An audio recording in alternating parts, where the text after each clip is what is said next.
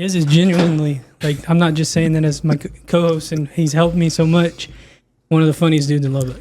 He really 100%. He really is, and he doesn't fucking sell it. I don't know. Bro, whenever I came around Lubbock for the first time, I saw him and I was like, yo, you're good. Like, that was very funny. You know, just watching somebody like that, because here's the thing about stand-up is it's all an act, right? Like, it's scripted, but 50% of the magic is making it not seem scripted. Like, people don't like the whole, I mean, you can get away with it. You know, you have like your why can't I think of his name? One-liners. Mark Norman? You have your Mark Normans. You have your Anthony Jeselniks. Yeah. You have people that are like, you can clearly tell they're doing a routine, right? But it's almost like they do it so manufactured and so straightforward that it transcends that need for it to be like intimate and personal and like, oh, I'm just talking to you. But that's why I like your stand-up, because I like that you get very, it's just real. Like, it's just you up there talking. Yeah. And there's a power in that. There's a big power. Like, I've always been told personally is like, oh man, like, Jordan, your stage presence will kind of carry you a little bit. Remember when I first started, people used to hate on me. They used to be like, oh, you don't got punchlines. You're just charismatic. Mm-hmm. Like, well, they laugh either way. So what is it? You know what I'm saying? Like, Yeah. you jealous? You jealous? I don't have to do punchlines or what the fuck, you know? But I will say that at that same time, it's beneficial to know how to write a joke, like structure, set up punchline, like, you know, that's a big part of it. Because if you can nail that formula down a little bit, it becomes second nature, you know? See, I don't know. I wouldn't say I put myself down or I talk down on myself. It's just like, all right, I freestyle, bro. I don't know if you know that. Like, I don't write shit. I make it up while I'm up there. You know what I'm saying? So everybody else writes, you know, professional comedians, like you're saying, they write it, they figure it out, they perform it. I'm still just making shit up to be funny. Yeah. And so I haven't put in the time and the work to be like, okay, now I structured this and made this. That's why, you know, some of my shit is just, some of it's funny, some of it's hit or miss, but I'm making it up as I go. Yeah. And so until I can get to that next level of actually putting sets together, like you said, writing and shit, I'm like, man, I'm still just kind of a low-level open micer. Even though I do make people laugh, I don't really bomb. Yeah, I see what you're saying. I mean, honestly, bro, if you're still doing like the writing on stage thing, like, I can tell you right now, like, you would take a monumental jump if you just sat down. You record yourself, obviously. I've seen you post your clip. If you just like sat there and you were like, all right, this is where I got a laugh at, this is where I didn't, and you cut that part that didn't get a laugh, like you try to trim it down as little as you can, bro, like you'll have shit that's like boom, boom, boom, boom, boom. And then that in itself is like, you kind of feel like, damn, like I figured something out, you know? Yeah. But it's weird, man, because I've done, like, I don't know if you have like your recordings or anything. I just looked the other day. I've been doing stand-up for 2 years next month. I've been doing it for 2 years. And I've done like 550 spots. Oh shit! Damn. Yeah, you're from Houston. You do it in Houston. Yeah. Right. So is there like a spot every fucking day? Pretty much. Yeah, every day, bro, and I love it, man. Yeah. They're not always the best spots, but we're blessed in the sense that we get audience members. Because if you go to other towns, like I went to New York in December, and it was just comics. Like there were rooms, but it was just all comedian audiences. Yeah. And Houston, it's like, nah, you're gonna get a couple people that are some real audience members that you can actually try your shit on and nice. You know, get some like followers or whatever it is. But yeah, man, it's different out there. I try to get up on stage like whenever I'm really hitting it, I probably get like 15 spots in a week if I'm really hitting it. But for the most part, yeah, you guys are getting 2 if you're lucky. Well, I mean, me, like I like that you keep track, bro, because I do the same thing. Yeah. You see, I number mine. So look at that, 2 years. I'm going on 2 years, and I'm only at 79. Like that shows you how often I go. You got the reps. Like, and that's all it is, bro. It's all reps. He's probably funnier than me naturally. I would be 100% okay with conceding that he's funnier than me naturally, just off what I've seen. I know what funny is. I know what funny looks like. He's a funny guy. Mm-hmm. That being said, I have more opportunities to get in the gym more. So like it's almost like strength. You know what I'm saying? It's like athletes. Like you know, there are always those guys growing up that are just naturally fucking built, and they can just make varsity football freshman year and not have to work. But then there's always that one kid that's like, you know, you get you do look like a football player, bro. I was a football. There you go. And there are those kids that they work out, you know, So by the time like, they know it. You're just sheer number wise a better comic. I don't like saying I'm a better. I would say You that know. because, like he said, there's probably after you saying you did 500. I'm at like 500. What, Rainey? Yeah. Maybe. But Rainey's a professional. But I'm saying, who like- else from Lubbock has said they've done 500 sets? Like, Rainey's definitely done way more than me from what I know. he's got a lot of years yeah. in his belt. But I'm saying, like, Over the past 2 years though, like 500 easily. there's not that many people who've probably done 500 here. And that is, I'm very That happy. sucks. I'm Yeah. happy for you that you've got that, bro. Because that is, I see it, bro. You've got the actual clubs. You've got the actual crowds. For sure. I'm now at the point, I've done it 79 times. I'm always honest, bro. It took me 32 of those times before I stopped having stage fright. And I could Yeah. actually see the audience. Yeah. But now I'm at that point where I don't like doing it when it's just the comics, bro. Yeah. I want an audience. And you can feel that. It's a difference. Where it's like, damn, bro, I ain't got nobody to work shit off of. Exactly, because you're doing it in front of comics. Here's the problem, and a lot of people fall into this trap, is they fall into the trap of trying to make comics laugh. A comic most of them are fucked up. They're gonna laugh at jokes that you're like, yo, like, why would you laugh at that? I tried to crack a joke yesterday with like my regular friends, and everyone's like, yo, what the fuck was that about? Like, I think like we were talking about there's a bar here. I'm not gonna put it on blast, but like, I like to pop out over there. I like to go over there, and they were like, why you like it so much? And I was like, bro, because you know how I know that place pops off? Because motherfuckers get shot there every weekend, right? And I said that, and they was like, what Where the at? I'll fuck? bleep it. He said, Oh, shit. Yeah. I was You like going over there? I love going over there. Oh, I know the dude who God. owns it. So like I'll go over there, I'll chill out. And like they were like, I told them, I was like, let's go over there, let's go pop out over there. And they were like, why, bro? Like, why you want to go over there? Like, it's dangerous over there. Like, people get shot. And I'm like, that's part of the fun. I want to see some.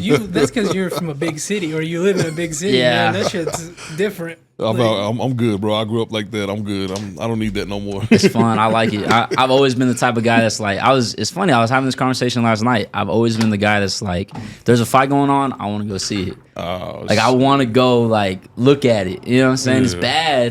It's bad, but You still young though too. it's like seeing a car crash, you know? Like, you just watch car crash videos. And Yeah, but you're not going to catch a straight bullet from a car crash. Jesus Christ. You might get some metal. Might get a tire flying everywhere. Well, let me ask, you ever been shot at, bro? I had a gun pulled on me. I haven't been shot at. Okay, bro. But- it's not fun, bro. He's been in a gun. He shot somebody. Like, Yeah, you shot somebody? No, just ain't shot kidding. nobody, Allegedly. Allegedly. I That's ain't fire. done it. That's what's up. That's cool as fuck. No, he didn't. I I always fuck say with that. that. nah, I Actually, just get a grew, little- I grew up in gang violence here in town. So I remember- I've been shot at and shit. That's your material. I Yeah. remember your material. This is You why have he's good so material. great because, like you're saying, he tells these wild stories, and it's true. Because Yeah. you hear a comic talk about, I fucked this girl, and you're like, no, you didn't. Yeah. You know, You But can tell, You can yeah. tell, but for it, even if people kind of question it, it's like, no, that's real. It's gotten to this point, our relationship. I told him this the other day. Like, I feel bad for him. Yeah. Every story he fucking tells me, I'm like, Jesus Christ, I feel bad for you. That one story he has where you like, I was like 8 taking a shower at the car wash. That's funny. Yeah, That's a funny bro. image. A little fat is That's just wild. taking a shower at the But car wash. see, you know what? I'm gonna start you on that one, bro. Everybody assumes I was always fat. Dog. He was a I specimen. I didn't get fat, bro, until I stopped playing football at 30. Really? At 30. No shit. This dude was a weapon. I was jacked, You bro. were playing football at 30? Well, I played semi-pro Exactly. until I was 28. What? Yeah. No way. Yeah, bro. I'm 17 years old. I'm like 17 years old. Yeah. 235 pounds, 17% body fat, bro. Bodybuilder. You lying, bro. And This I is ran part a of your 4.6, routine. 8.40. No, I'm serious. You want to feel bad? Why don't you have pictures? My crackhead uncle fucking threw away all my trophies and burned all No my way, pictures. bro. Yeah. All my trophies, everything in Just high gets school. sadder and sadder every story. That's horrible. And then I had a Division One. I was working on getting a Division One scholarship to play ball.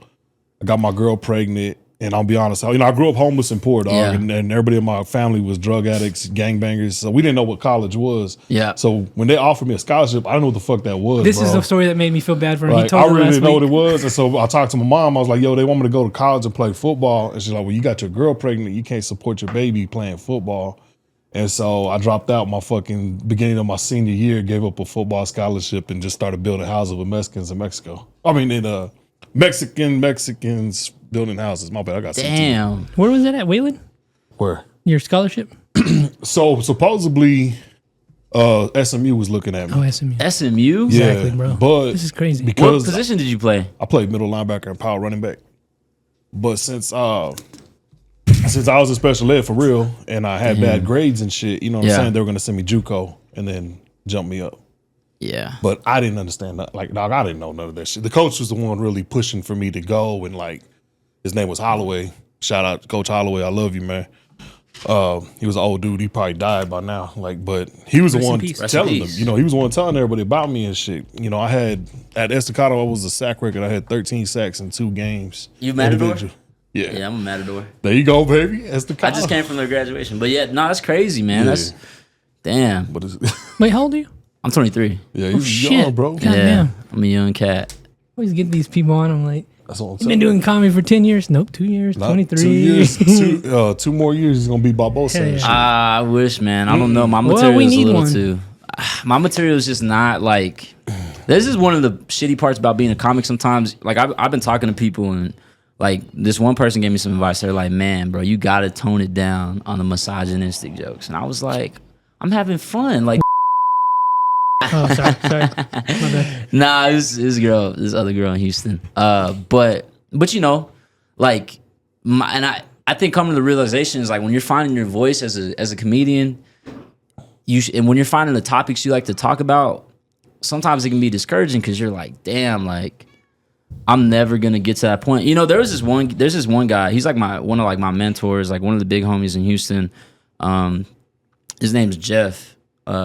This dude is the shit, bro. Like, great guy, man. Great guy. I remember he pulled me to the side one day and he was talking about like, you know, a couple other comics in the scene, and he's like, man, Jordan, I'm gonna be honest with you, like, I really love your shit. I really like your jokes. I love your material. I love that you go out there and you just do it.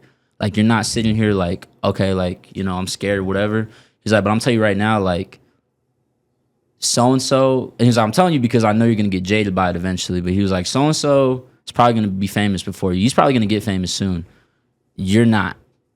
And it has nothing to do with you not being as funny as him, because you are. You're better than him, actually. I think you're better than him. It has everything to do with networking and being able to build outside of comedy.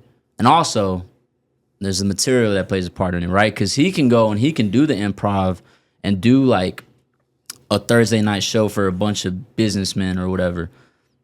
I go to the trenches where I'm like, Who told you this guy? Jeff told you this? Yeah. How old is he? Is he older? Actually, yeah, he's older. He's a very successful comedian. And I get that, So- and I'm not. But to me, that's like an old school way of thinking because you have Instagram and TikTok. That alone can drive you to be famous. I don't know if that's like what you want to do, Right. But that'll sell tickets, And there's that. and a podcast will sell tickets. There's that, but it's also like, and I think more so where he was coming from was like, you're probably still gonna make it. You still have the opportunity to make it, but like, don't get jaded when you see other people making it that are in your same, like in your class, right? Because you're just gonna have to come to the. Well, define making it for me, please. Like I would say making it is if you're getting paid to do stand up. like it for a living. Yeah, like Okay. if you don't have to have a day job. Yeah. And I think that's professional comedian. I think a lot of people who call themselves professional comedians, I'm like, can you do it without a day job? Is that your only job? You know. Yeah, exactly. Like I am very strict on what I call professional comedian. I'm very strict on like. Damn, I'm not a professional What I- podcaster. Well, it's not even that. It's Just just more kidding. so like, you know, it's this. It's like this art form is like, this is mine. Yeah. You know what I'm saying? Like, this is what I've devoted. Like, I've given up a lot for it, bro. Like, Nice. I've told people like I won't take jobs because it's gonna interfere with stand up. You know, I've ended multi-year relationships because our visions weren't aligning, and she didn't understand that like stand up was now my number one over everything. Like, It's got to be that way. it has to be. And like a lot of people will never understand it. A lot of people are like, "Oh yeah, you do comedy. Oh, you do TikTok videos." It's like, no, bitch, I don't. I go on stage and I talk about real shit. I go on stage and I'm trying to like find a way to express things that you or me or somebody else is going through in like a funny way. Do you say the N-word? Nah, Right, not on you're stage. Good. Then you're good. If you don't say it Off on stage, stage, of course, but like on stage, nah. you're You know what good I'm if you saying? don't say it on stage. That's the only thing for me in my head that would hinder Yeah. somebody from being another level. Which I get. That's a tough one. But even then, there's ways to do it. Like if you're good enough, like Louis C.K. says it. Oh well. Louis C.K. Not even. I guess you're right. Not even soft A. He hits it. ER. Oh, he's doing that. He will say it, bro. Like he won't even. So, and that's all stand up topics. That's all stand up. Everything is like there's a way to make everything funny. My favorite comedian of all time, Patrice O'Neal, Goat. the GOAT. He said it best. Even if something isn't funny, if something's offensive, like you have to give leeway to comedians because you have to understand that they're coming from a perspective where they're trying to make it funny. They're not trying to be an asshole. There are very, very few people, very few comedians that are on stage trying to be an asshole. I know it comes off that way for a lot of people. I know whenever I go on stage and I tell a joke about like, you know, abortions and fat bitches, whatever, like, I know some people are in the crowd like, whoa, like this guy is mean. But it's like, no, like if you listen to it, I'm trying to come at it from a different perspective to where you can look at it like, oh, okay, like this is just how a 23-year-old looks at life right now. You know what I'm saying? Like, here's why now I'm seeing it because I've talked to a lot of comedians. You look at comedy different than I've never heard another comic who sat across from me talk about comedy the way you're talking about it. I love you it. bring it. You're breaking it down as like a science almost. It is. And I haven't seen somebody. All the homies, everybody I've tried to put on, nobody has talked about it the way you talk about it. I'm very. And I think that levels you up. Yep. I look at a lot. Everything I try to do in life, I take it. Especially this, man. Like I don't know what it was, but like there was something in me that wanted it. And you know, like I've gotten to the point where, you know, again talking about Patrice, like I watch his videos and he's saying shit that like you need to. If you're telling a joke, if you want to hit a punchline, you need to hit a word that's a hard consonant. So you need to hit like black, like you want, like that's funny, like fuck. You don't want like like soft sounds like that. They just go nowhere. So like if you're like if the punchline is like and we chilled, well there's like that's not funny for some reason. No, there's not. It's weird. I don't understand why yet. But like, there's so much of that goes into stand up where yes, a lot of it is being funny, but a lot of it is also doing your homework. Well also, down. I'm sound like I'm shitting on. There is not one person here in Lubbock that's so gifted that they can just go and be funny. I don't think it's really rare. There's one guy I know personally that is that good, and he's 8 months in, and he's already like a regular at the biggest comedy club in Houston. And that's my boy, but like he's the only person I've ever seen. I thought other people were until I saw him, and I was like, "That's somebody. That's somebody who can be famous." You know what I'm saying? Yeah. And that's always hard. I don't know if you've ever been through that, where like somebody comes through town, or like you're on stage and like they come through and they just blow everybody out the water, and you're like, "What am I even doing? Like this is crazy." You know what I'm saying? I'm good like that, bro. I think that's just, I'm a little different. You know what I'm saying? Like, I'm not really looking for the fame and shit. Right. I'm just looking at it like it's a hobby for me, unfortunately. Right. I got kids and all that shit. Right. I'd like to, you know, be good, but I don't want fame. I just want money. Amen. But like somebody like you, I'm like, yo, that little homie's gonna be famous. Like, I hope so. The money comes with the fame, man. Like, you know. Hell yeah. I don't know if I'd want to be famous either, yeah. to be honest. If I really think, like, look at it, I don't know if I'd want to be like Ralph Barbosa famous. I think I would be cool with like a little podcast, having like some shit going on, like, you know, like a Nick Mullen. I'd like to be like a Nick Mullen level where he can sell out shit. He rules, bro. I love Nick Mullen.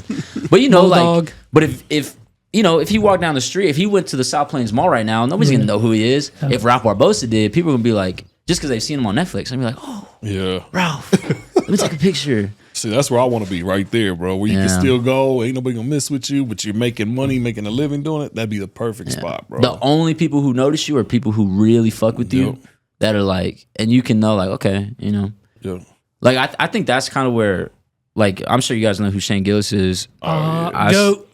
Yeah, he actually is the one that got me into stand up, man. I was watching him, and then I went to New York like a month before I graduated college, and we went to the Comedy Cellar, And because I wanted to see him specifically. I had never thought about doing stand-up. I didn't think about doing stand-up until 2 years ago. I started doing it a month after I first thought about it. And like, I just kept doing it. But I went to the Comedy Cellar, and I always tell people, man, like, you're at the Comedy Cellar, you're watching everybody kind of do their thing. And long story short, everybody's laughing, everybody's giving them the attention. I'm not even enjoying the show. Only thing I'm thinking is like, I want that. Oh, I want to be up there. Like, so sometimes I even tell people, it's like people are like, did you do it because you were funny? I'm like, I don't know if I did it because I was funny. I think I did it because I have an ego. Yeah. And like, he's like, you want to be that man. You know, like I wanted to be that man. And I've never been like a musician type guy, you know? I've always liked attention. I've always liked art to an extent. But when I saw that, I was like, oh, like I have something, there is something I can do where you have to listen. Like you have to sit there and listen to me. And then, yeah, I started doing open mics, and 2 years later, here we are, man. Shit, 2 years later. Oh, man, I just want to say, bro, you from the east side, or you just went to Estacado? I'm from like D Block. D Block. Yeah, so I'm not really. It's not east side. It's more like south side, southeast side. But yeah, but it's still like. But I mean, obviously going to Estacado, like that's where I would be, you know, with my friends and stuff. 'Cause that's where they all lived, you know. So I just want to say I'm proud of you, bro. I'm Thank very you, bro. proud of you, dog. I appreciate it. You know, I'm older than you. You know what I'm saying? But like a lot of people I know didn't make it out the east side, bro. Didn't make it far. Yeah. And like, look at you, bro. You fucking made it not only out of the E, you made it out of Lubbock. You know what I'm saying? You traveled, bro. Like, yeah, that's cool as shit, especially for being so young, man. Thank you, man. I appreciate that. That means a lot. It always means a lot hearing that from people that like, came from like a similar environment. You know, like I said, I keep bringing it up. I just came from Estacado's graduation, and I'm like, it's cool, you know, because you're seeing like the next generation of kids where you're like, damn, like y'all gonna go up, y'all can go do something, you know. Like I remember I was there 6 years ago. Yeah. You know, like I remember graduating, and like now, 6 years later, you know, you kind of look back and you're like, fuck, man, like what could I have done over those past 6 years? But shit, I'm coming up on 10, and I'm like, God damn. No shit. How old are you? 28. No way, bro. I thought you were my age. Oh, thank God. I was gonna. I thought you were 50, bro. That's crazy. Yeah. Nah, I'm proud of both y'all little motherfuckers, man. Y'all so young, and y'all doing what y'all want to fucking do, and y'all right there, and we're bro. Mexicans. Yeah, we're Mexicans. I'm just saying. I'm sorry. I ain't just like JP. I ain't trying to suck your dick. You ain't trying to jerk me? No, but you know what I'm saying? Like, look at you. You started this shit. You fucking right here, dude. Interviewing mayors. That's badass. This is my dream. Not my dream. My thing to the young bros. It's like, for real, like stay away from women. You know, don't commit yourself to anything too serious. Go chase your dreams, bro. Absolutely. Because it's like, it's so fun.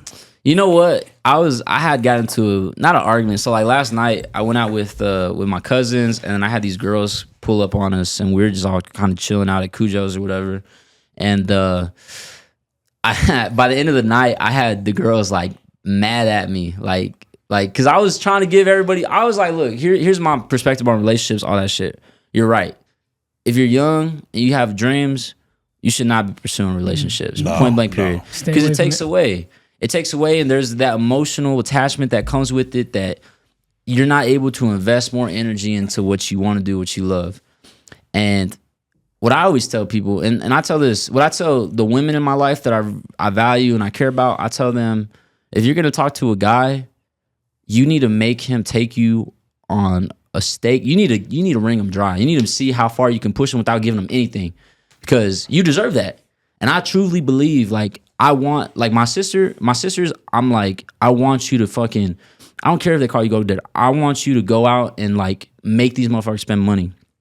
However, what I tell my guy friends, what I tell like my little brothers, my cousins, I'm like, look, man, you don't offer anything more than a Starbucks date for that first date. You give $10. $10 is your limit. Take her to Baskin Robbins, take her to Starbucks. But like, there's two different approaches to it. And they were kind of getting on my ass. They were like, you're a hypocrite. I'm like, no, I'm not. I just... Were they liberal? Nah, I don't even know. They're girls, bro. Kidding. They got girl brand, bro. But like, and you know, she was saying like, you're kind of a little bit of a hypocrite for that, but I don't think I am. I think, and as a person, I look at the people I care about, and I just want them to all get the most out of life and what they enjoy, right? And I understand that in the dating age, like the relationship age that we're in right now, like, man, these motherfuckers ain't around for shit, you know? So there's no reason to invest in somebody, you know, in my opinion, in my genuine opinion, like, especially as guys, bro. Like, I think you got, like, men, like, there's this whole thing where it's like a male loneliness epidemic or whatever. Yeah, I don't believe that bullshit. I'm like, you just don't get pussy. No, yeah, like, that's what it is. Because they play video games all fucking day. It's what it is. It's exactly what it is. Because you're not going out talking to people. There's a lot of women out there. Let me tell you. A lot, bro. And you mean to real tell women? Me, yeah, real women. And I don't buy none of that bullshit, bro. I hate this weird infestation that's came into like society. That's like social media shit. You gotta get away from it, bro. It is. It'll make you feel like the world sucks. But it doesn't. Yeah. Well, it does, but it doesn't. It doesn't. It's bro, the fact that you can go outside and walk down the street is like, that's a blessing in itself. Yeah. A lot of people, you know, it's crazy for people out there. I couldn't be a stand-up comedian in China. Nah, I'd have been killed. I like this guy. I love him. I couldn't, bro. I don't even think I can go to China now. If they ran my Twitter, I'd be fucked. The second I got the plane, they'd be like, death camp. Uyghurs. It'd be over, son. You're going with them. You know what I'm saying? Like, I couldn't handle it, bro. So I love America, bro. Do you listen to Matt and Shane? I do. I don't listen to them as much as I used to, but Shane Gillis was talking about going to Mexico to see Oasis. And he was like, Rogan, let's go watch him. And Rogan was like, yeah, what? As soon as I landed, they're going to fucking kidnap me. Get the fuck That's out a great of point. I mean? It's like, it's crazy, man. American rules. It does, bro. I mean, you know, it got its problems, but what I always tell people is I'm like, bro, people try to say that like, oh, America is the evil empire. I'm like, motherfucker, that's cool as shit. Yeah. You don't want to be a part of the evil empire. Like you're saying, go live in China and see how fucking much you like that empire. That's what I'm saying. Like, I'm good over here, bro. Yeah, you know, shit kind of rules. My life isn't perfect, but I'd much rather be here. Fuck you know, yeah. I get a lot of material out the shit, and also I think America they produce the best stand-up comedians. Point blank. Period. Stand-up comedy is an American art form. Yeah. It's not like. It's barely spreading. And even then, those motherfuckers in other countries suck, bro. You heard them English ones? I mean, they like, dude, garbage. Oh, that was so funny. No, what? This is freedom of speech, bro. It's freedom of speech. It is the most important. We can say whatever the fuck we want to say, It is the most important thing. I saw a clip. This guy, he went around the world, and everywhere they were like, yeah, we have democracy, but you have freedom of speech. Yep. Yeah. We can't say what we want to say. You guys can. Mm-hmm. That's the only difference from us and everybody else, which rules. Point blank and simple. We can say whatever the fuck we want to say. And that makes it... God damn. It's so nice, bro. It's so nice being able... Just knowing I can go on stage and just say anything I want. Like, yeah, and you know, here's the thing is like... And this is also another thing with comedians is like people look at things and they're like, you know, freedom of speech is hindering stand-up comedy. No, I do think that freedom of speech isn't freedom of consequences. And I've always been big on that. And like I always say, like if you're gonna take a risk as a comedian, you better make that shit worth it. Yeah. You know what I'm saying? I got like my best friend Christian, man. I'm probably gonna bleep this out because it gets a little nasty, it gets a little dark. But he has this joke he's doing right now where he's like, he's like, I wish I was tall. He's like, I'm glad I'm not taller, because if I was taller, I'd be in college date raping people. And I'm like, you can't say that. Yeah, you can't. What?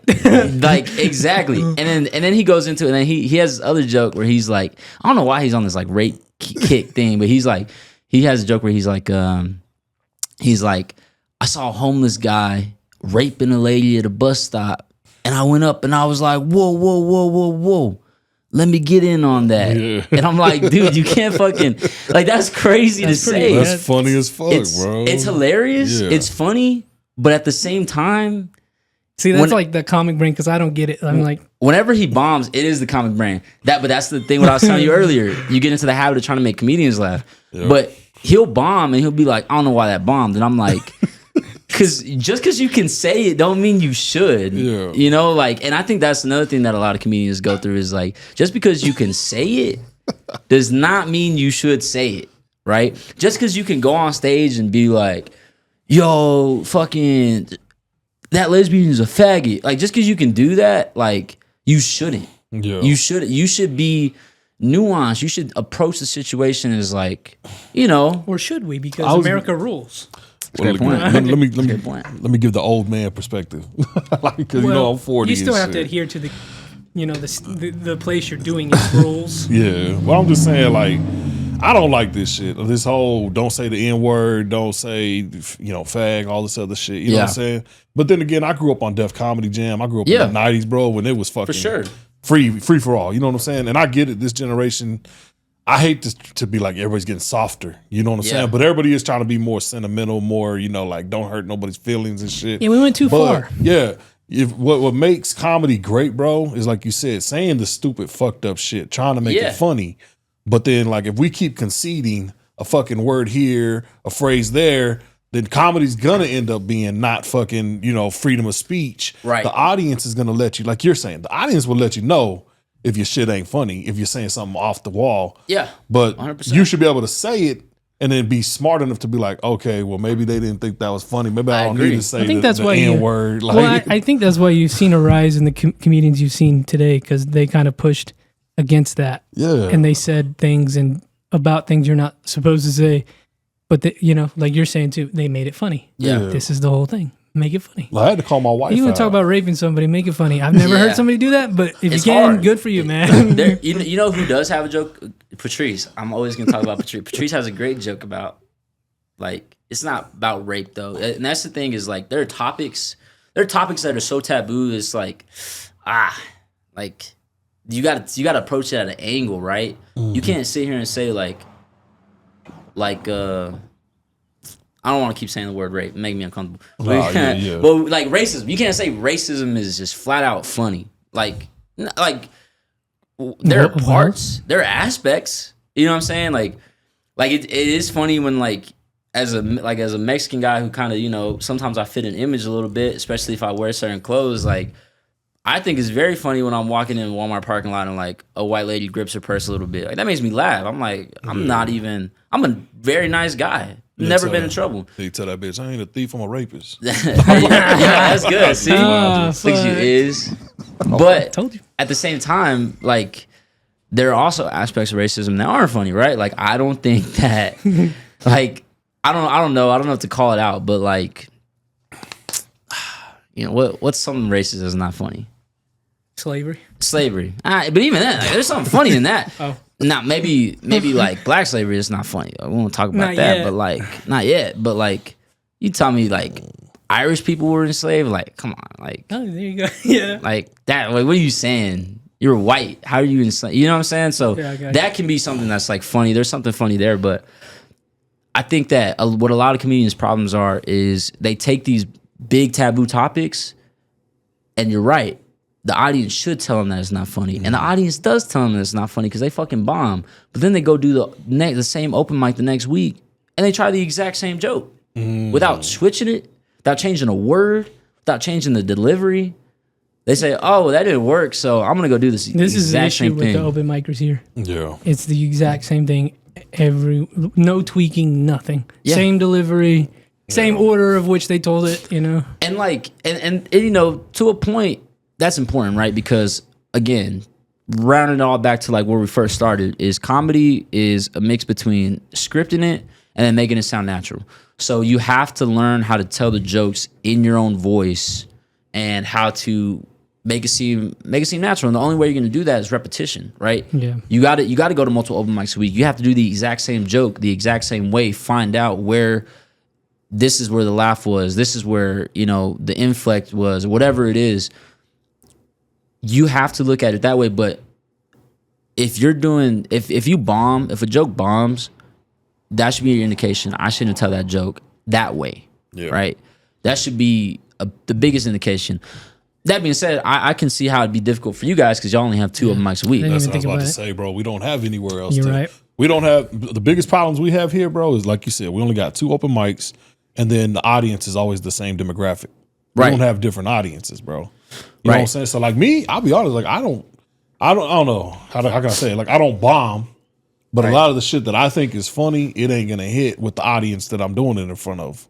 You know what I'm saying? I do more urban style, Right. And I'm over here in front of the frats don't frat know. college kid. Like, Don't understand you.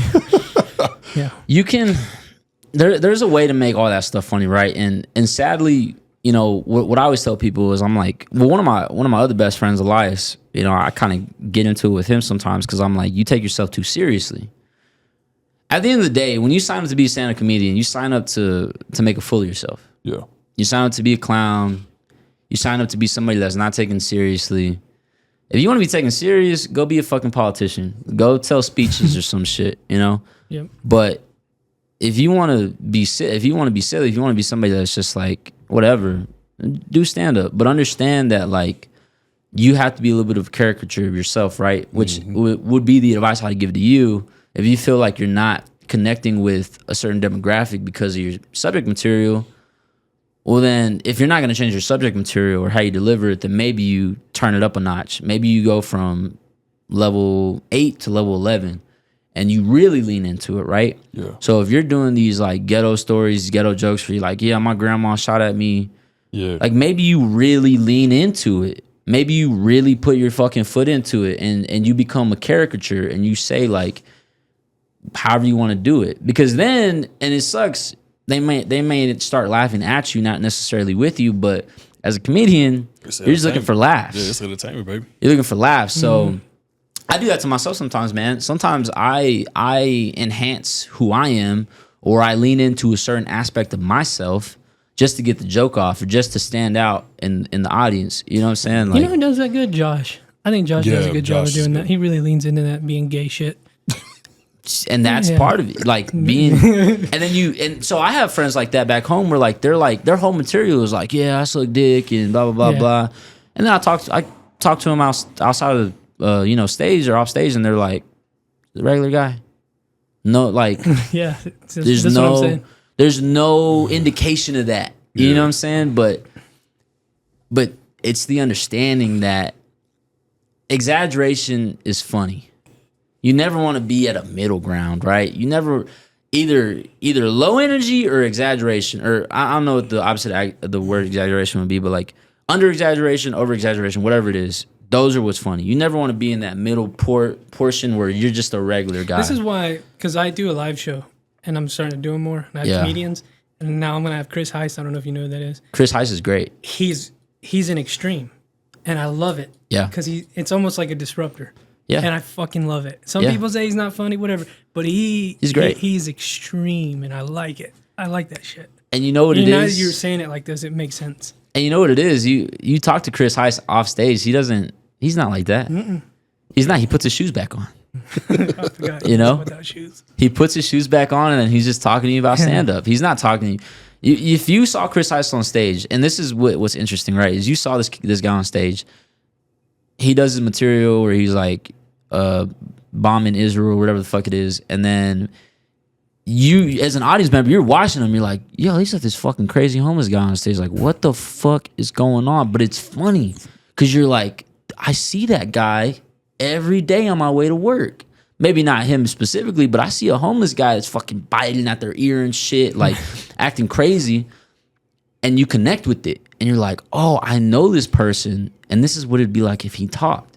But then you talk to Chris Heiss off stage, and Chris was like, yeah, man, you know, I'm just hanging out, thinking about, you know, finding where I'm going to travel to or whatever it is. He's not that at all. He is, but he's not, right? Crazy. I'm sure if you got Chris talking about conspiracy, he'd pull out some shit. He came on here once and it went crazy. So he's a CIA plant, by the way. I truly believe that. But that's what I do too, man, is you know, like, I know what I look like. You know what I'm saying? I know what kind of haircut I got. I know when I wear my jewelry on stage, people are like, oh, like this kid, you know, this Mexican kid, whatever, my tats out, whatever. And I lean into it. I'll tell people, and I'll be like, I got this joke about like buying a gun and like being in Texas, and like how I'm like, man, like you spent $600 on a gun. You mean to tell me you're not going to point it at somebody? Like you spent that money to not point it, to not use it. And then like if somebody's in the audience is like whatever, I'll be like, man, what are you doing after this? And like, oh, yeah, blah blah. I'm gonna go home. I'm like, I'm gonna rob you after this. Like I'll just say something wild, but that feeds into what I look like, right? To where everybody's like, oh, I see this kid on the news every day, even though I'm not like that at all. Yeah, I'm nothing like that.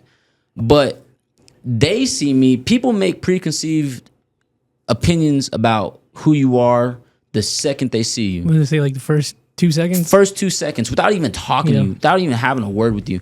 And it's, as a comedian, it's up to you if you're gonna lean into that or if you're gonna try to shatter it off the bat. I'm sure I could get a good reaction if I went up there looking how I look and I was like, started telling a joke about fucking, I don't know, politics or physics or some bullshit like that. But like, I'm sure I'd get a similar reaction where they're like, oh, who's this?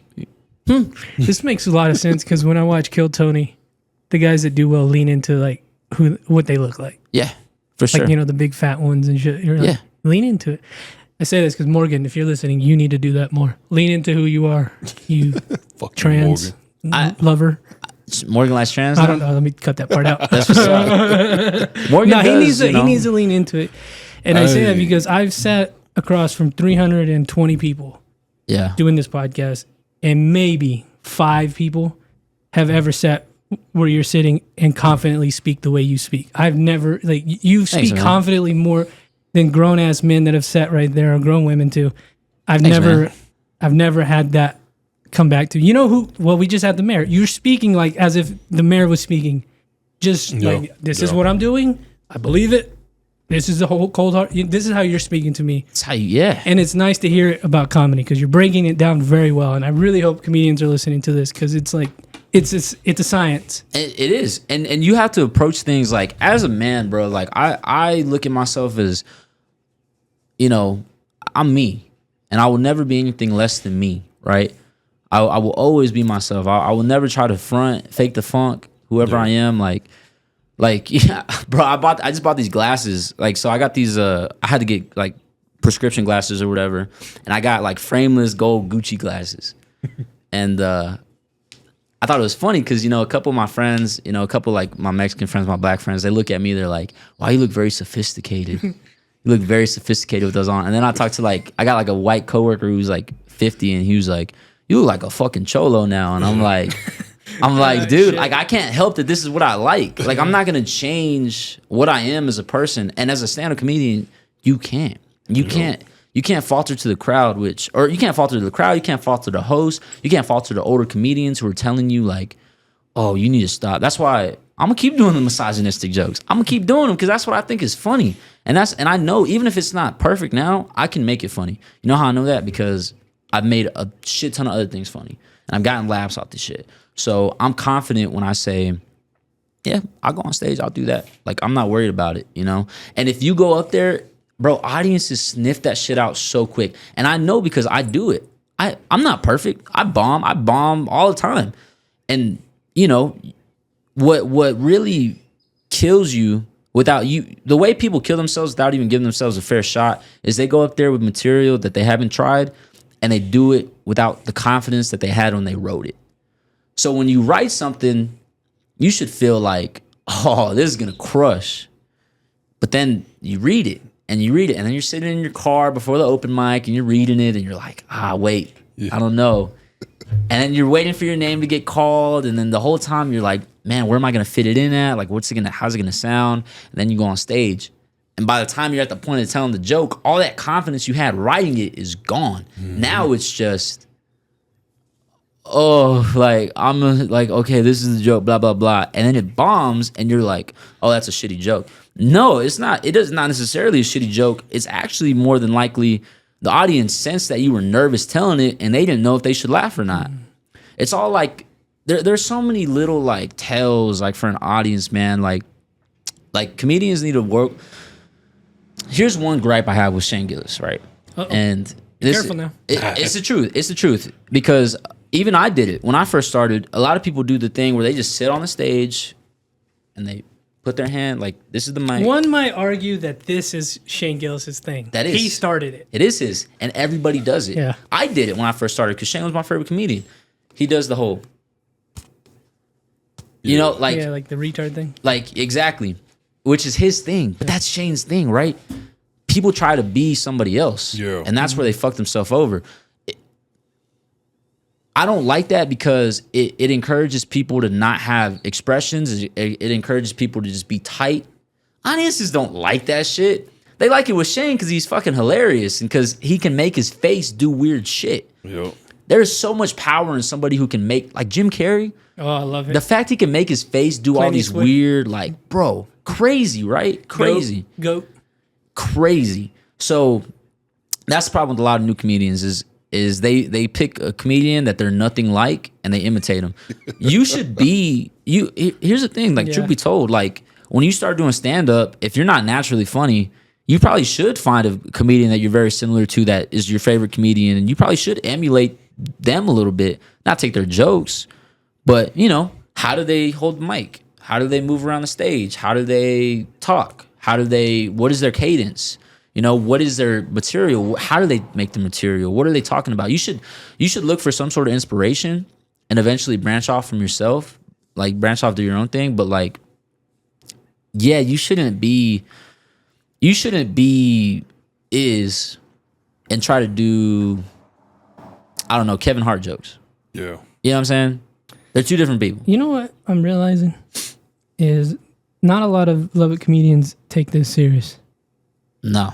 They don't take... A lot of comedians, period. I guarantee you none of them here, a lot of them here, don't think about it like this.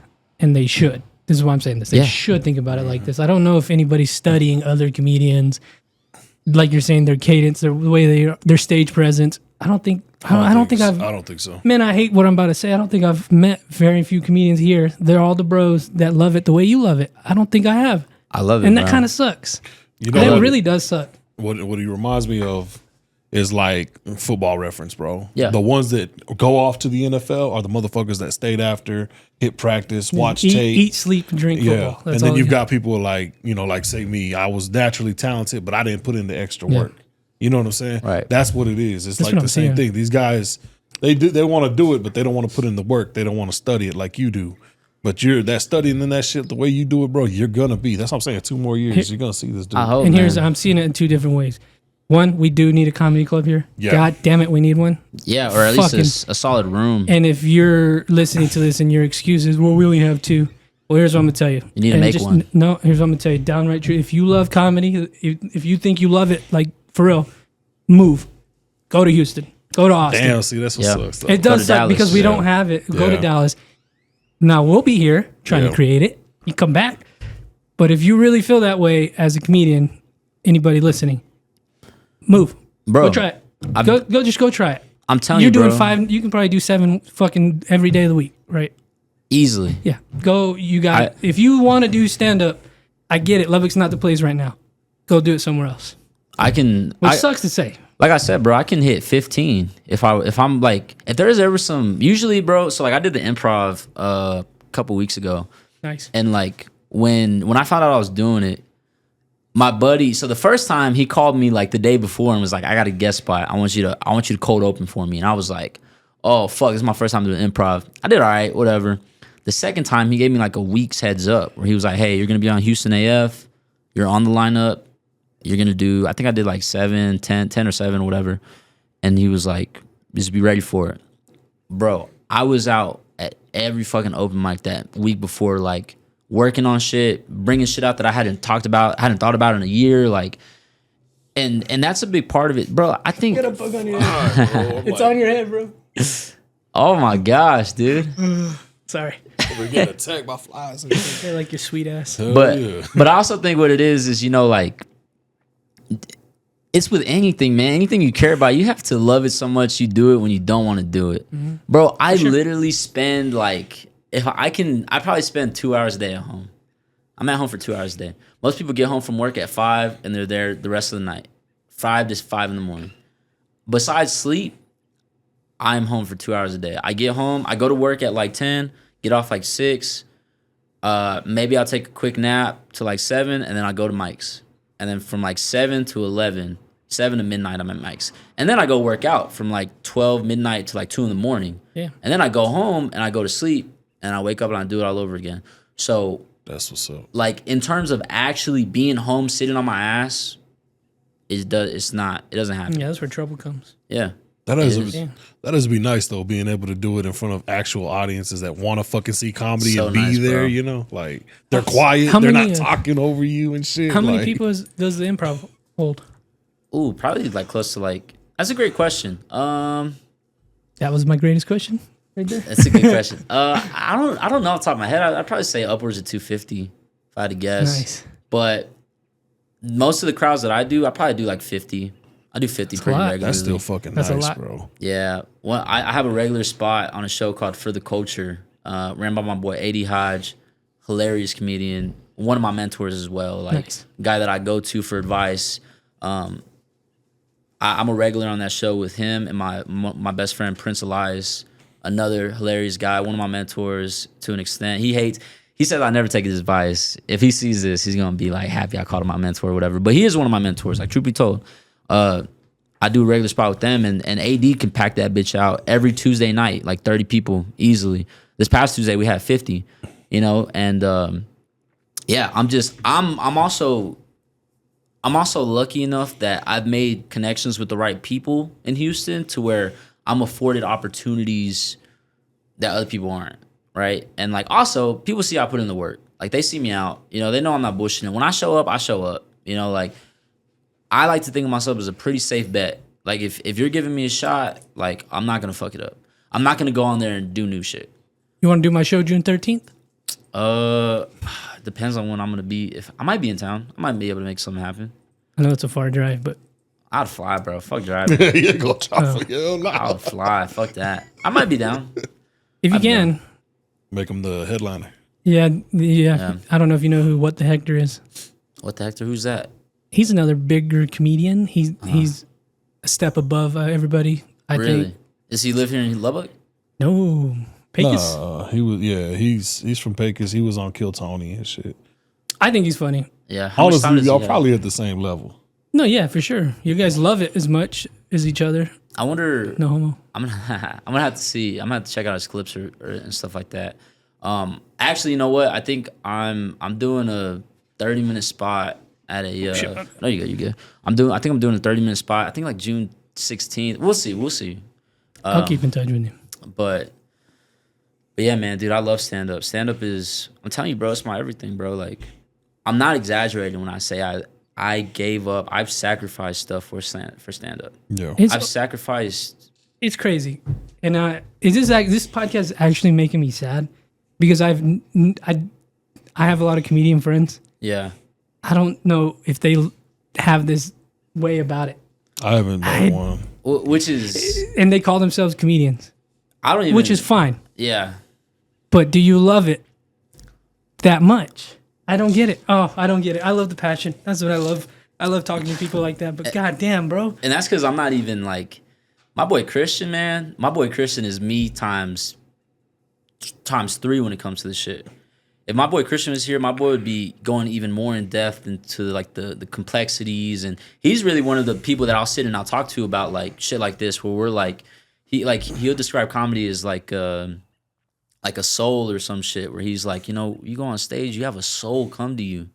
You have a soul, something comes to you and acts and does this with you. It's not just you. Yeah, there's something in laughter. And definitely. Like it's powerful. It's hypnotic, bro. Yeah. You know what my boy Christian says? He says when he goes on stage, he feels like a hypnotist because he knows exactly where you're gonna laugh. He knows where it is. You guys definitely control. And yeah, you control the room. Mm-hmm. You command presence, mm-hmm. right?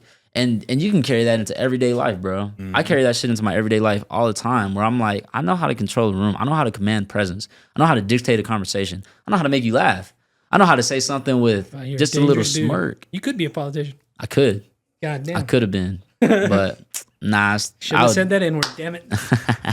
That really is what it is, man. They're going to find videos on Snapchat. That's the problem with my generation, bro. They got Snapchat memories. If I make it, somebody has a video of me doing something fucked up. Yeah, you'd be all right. It don't matter. I'm hoping. You don't have any, like...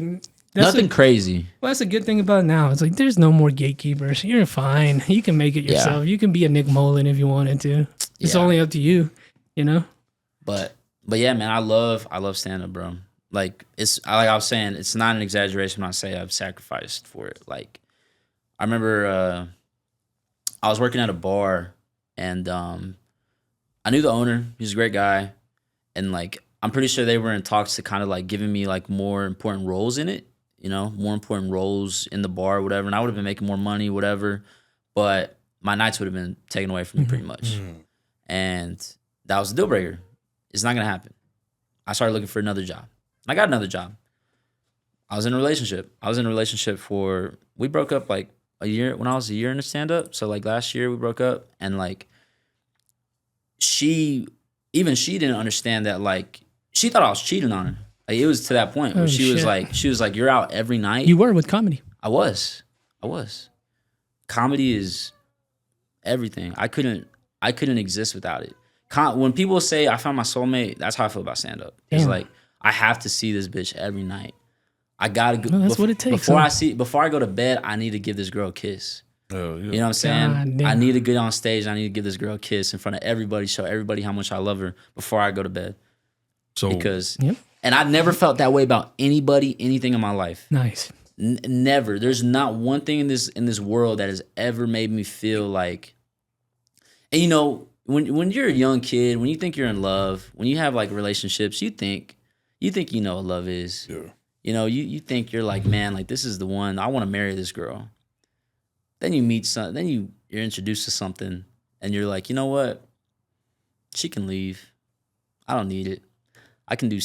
I'm okay with doing stand up. I'll pick stand up over you every day of the week.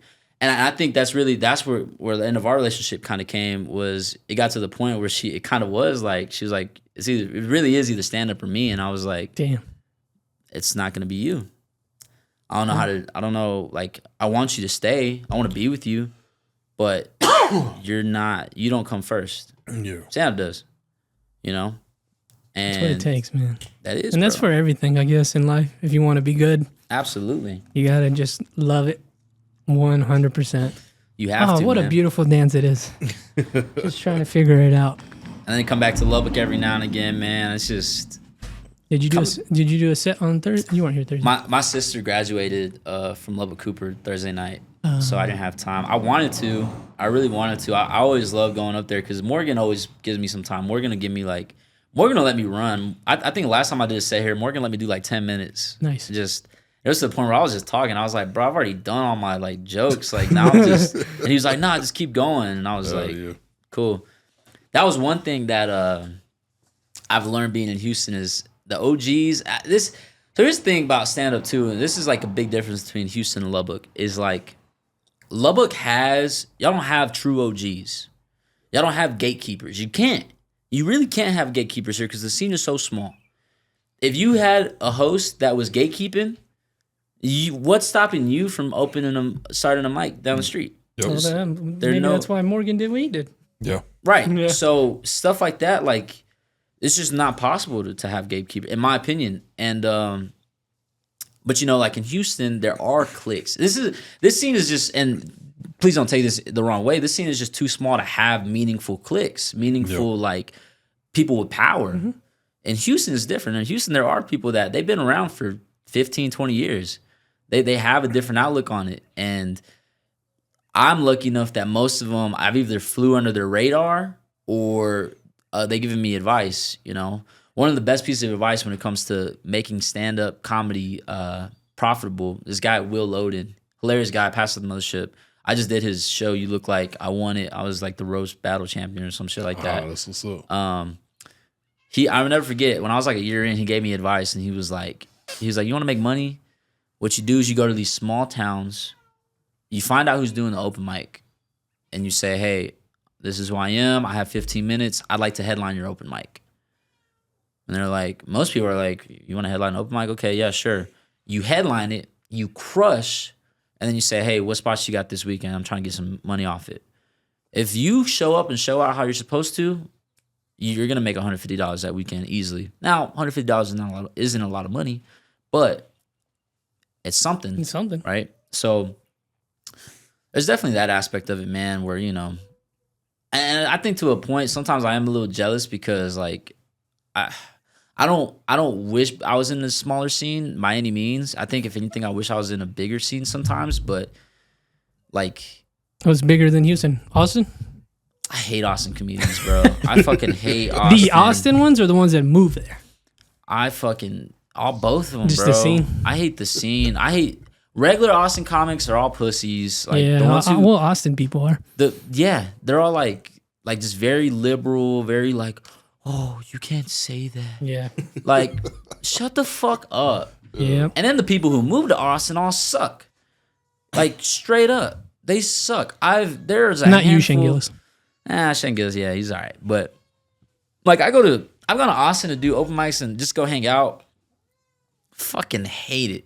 People there are either lunatics or they're pussies, and there's no in between. And they are like unfunny.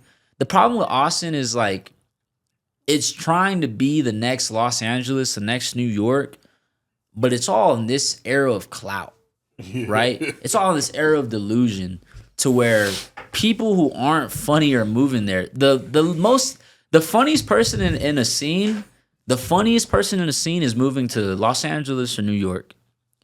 The most unfunny person in the scene is moving to Austin. Like, fair enough. Like point blank period, bro. There are guys, I've met people in Austin and I'm like, dude, y'all are fucking garbage. Like, and then all they want to do is kill Tony. That's what I was about to say. That's why they're moving there Morgan for here. And I'm like, they're moving. You're talking about clout and shit. People are moving to Austin to get their minute on Kill Tony, become famous. That's what's happening. Which is like, bro, name the last. All right, do you watch Kill Tony? Nah, he does. All You the watch Kill time, Tony? I haven't in a while, but yeah. Name the last person on the last show who had like a good minute that you remember their name. You don't get famous off that shit. It's bullshit. It's not. Kill Tony. That's my number one. Like, I'm be honest. I hope nobody takes this the wrong way. When I hear somebody that's like they're a comedian, and I'm like, what do you want? What are you doing out of this? And they're like, oh, I want to go and kill Tony. I'm like, okay, so you're not a comedian. Well, don't get me wrong. It'd be nice to do it. I would but never if it's do it. like I would never even sign up. I get what you're saying. It shouldn't be your goal. Right. But if you're there, why not try it? You know? I wouldn't. I mean, I'm saying. I think it degrades. I think Kill Tony has done worse. It has done more bad to comedy than it's done good. We got to take a pause because I have to give this cat up for adoption. Yeah. Let's take a break. Gotcha, bro. Not more fucking homeboys from Estacado doing comedy in Lubbock, bro.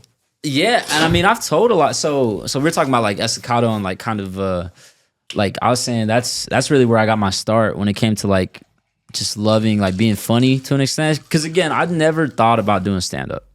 I was never like, oh, I'm gonna be a stand up comedian. In high school, I was never like, oh, I want to be a stand up comedian. None of that bullshit. It literally was like right before I graduated college, and it only happened because I went to the Comedy Cellar, and I was like, oh, I want to do stand up. You know, like that was it. And I talked to fly swatter for you, man. I talk to people now, like I talk to comedians now, and they're like, "Oh, I knew I wanted to do this when I was like 8. Like I remember seeing so and so, blah blah," and I'm like, "Just wasn't me." I remember seeing stand up specials. I remember seeing Cat Williams' Pimp Chronicles when I was like 4 years old, and being like, "Wow, like yeah, that shit rolls. He can just talk." That's how I thought. Like, wow, he's just talking up there. He's not even like, "What is this?" You know, and. You know, but back to what we're saying, like I remember when I went to Estacado and yeah, my freshman year, bro, is like every day you're getting gassed just up. Ripped. Just every day. And like I was like, I had like I remember my first day of school, I wore like a salmon polo shirt and I had like a fucking bald fade. I remember the first thing, I never met these kids in my life. I walk into class, they're like, damn, boy, got that highlighter ass shirt on. And I was like, oh, this is what it is. Yeah, you gotta. For a whole year, bro, I was gassed up. And like that shit sucked. Like it was like sink or swim. Like for real, like, yo, what am I doing? Like they're just talking shit. And finally, towards the end of the year, I remember I was like, started gassing them back up, you know? By the time I know it, sophomore year comes around, we're all friends. Mm-hmm. The same people that were fucking with me, now we're boys. And now, you know, now I understand like that is funny. There is some humor in that, right? And like had I not went to Estacado, had I went somewhere else, I think, you know, maybe I would have transitioned into, you know, maybe my humor just wouldn't be what it is, you know? Maybe it would have been something else. Maybe I wouldn't find things as humorous as I do, you know, because a lot of comedy is, you know, laughing at yourself, you know? Mm-hmm. Estacado's perfect, bro. Perfect for that. I love Estacado. Oh God, I bet they were just relentless. It is, man. It is. And I always was too soft for that shit, bro. That's why it hurt my feelings. That's why I won that roast battle, though. Like, You know, that was the thing is like when I did that roast battle, bro, I thought I was gonna lose a little bit. I was like, damn, like I haven't ripped anybody up in years, man. And I started writing for it, and you get on stage, and like he did the first joke, and I was like, I felt it, and I was all like, oh yeah. And then I hit him with mine and fucking just erupted in laughter. And I was all like, I'm built for this shit, bro. This is what I did. This was my introduction to comedy without me even knowing it. This shit is you were molded in the fire. I was, bro. Like knowing how to make somebody feel insecure in a funny way is like, I love it. I love it. No, that shit is funny. It's fun. Yeah. It's fun whenever you point something out that everybody knows. Why is it that black people are so good at that? Because that's all they're because that's how they show love with like their friends and their family and shit. You know, like that's how you know what's funny is like people, especially when it's called like you get ripped up and you think like, oh, these people don't fuck with me. No, they fuck with you. That's how they they do. If they didn't fuck with you, they'd be dunking your head in the toilet. That's how you know they don't fuck with you, right? But if they're fucking with you, if they can roast you and you can roast them back, you're cool. Brothers for life. And like, I don't even think it's necessarily black people. I think it's just ghetto people. Anybody from the hood, really, dog. Like, you know what I'm saying? Like, even North Side is a funny here in Lubbock. Yeah, like that motherfuckers. They'll cook you up. You know what I'm saying? Like they'll gas you up to the point where you're like, damn, this is a little motherfucker. Yeah. Man, one of my cousins gassed the fuck out of me the other day. Man, he told me something, and I was just like, I just laughed because I was like, damn, like. You know, he's going to like he's going to like Dunbar, Cavarrubio or some shit, and I was like, yeah, like yo ass, I see it now. Like you gonna be the worst one at the table, bro, because that's what I was. I remember being at the lunch table, man. I remember we'd get to school in the morning, and it'd be like 7:30, and motherfuckers are starting, boom, boom, boom, right off. And like honestly, they didn't really fuck with me too much, like. Towards like the end of school, like towards senior junior year, and but I'll never forget. There was this one time, man. It's like I said, 7:40 in the morning, bro. And my homeboys and Marcus is ripping up this guy named Drew, and Drew at the time had like a boot, like a fucked up leg. He had a boot, and Marcus is just cooking him like relentless, bro. And Drew is so pissed. He's like, "No, fuck it, we gonna go outside and fight." And they went outside and fought. Like, we fought him with a boot on, bro. Like, and then that was it. And then they were like, we were still boys after that. Like, it was never, like, they fought. I think they got, like, ISS for, like, a couple of days. And then the next Monday, it was back to, yo ass look like blah, blah, blah. And it was just it, you know? But that was it, bro. Like, so when I think of, like, my stand-up and, like, how passionate I am about it, I really think it's probably a little bit of Stockholm syndrome, you know what I'm saying? Where I'm like, it was beat into me to where I'm like, you know, I have to find the funny in something. That's your origin story. Yeah. And, you know, I try to find the funny in everything, man. Like, you know, like you kind of have to. Yeah. Even as a non-comedian, like finding the funny, it's like, it's good for your soul. I think, as somebody who just enjoys comedy or enjoys to laugh, like I send him memes all the time. Like I just like to laugh. Yep. It's the best thing ever. It is, man. There's, and you know, as a stand-up comedian, what really fucking sucks about being a stand-up comedian. I don't know if you've gone through this, or I don't know if you go through this, but like, stand-up just stops being funny at some point.